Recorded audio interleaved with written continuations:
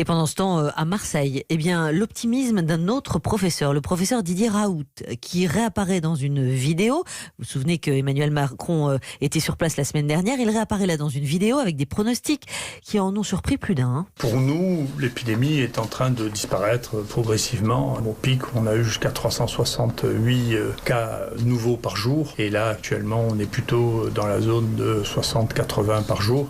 Donc, il y a une diminution très très significative du nombre de cas détectés. Donc, il est possible que l'épidémie disparaisse au printemps, d'ici quelques semaines, pour des raisons qui sont extrêmement étranges et qui sont des choses qu'on a l'habitude de voir pour la plupart des maladies virales respiratoires.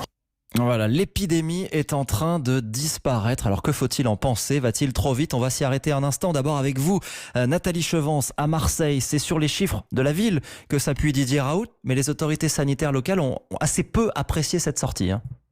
Oui, et en particulier le directeur général de l'ARS Provence-Alpes-Côte d'Azur, Philippe de Mester, qui parle d'un enthousiasme tout à fait prématuré. D'après lui, il est bien trop tôt pour pronostiquer une éventuelle fin de l'épidémie.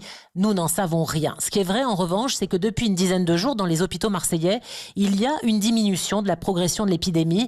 Le nombre de malades en réanimation s'est stabilisé, les courbes s'atténuent.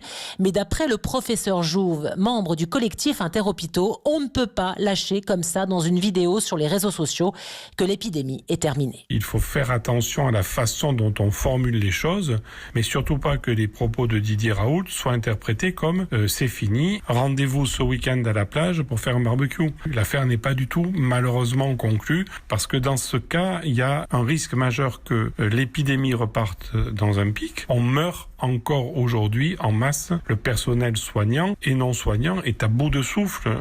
Voilà, il faut donc rester prudent pour éviter cette deuxième vague, et l'ARS insiste bien pour l'instant sur la nécessité de rester confiné. Nathalie Chevance, correspondante d'Europe 1 à Marseille. Et le docteur Jimmy Mohamed.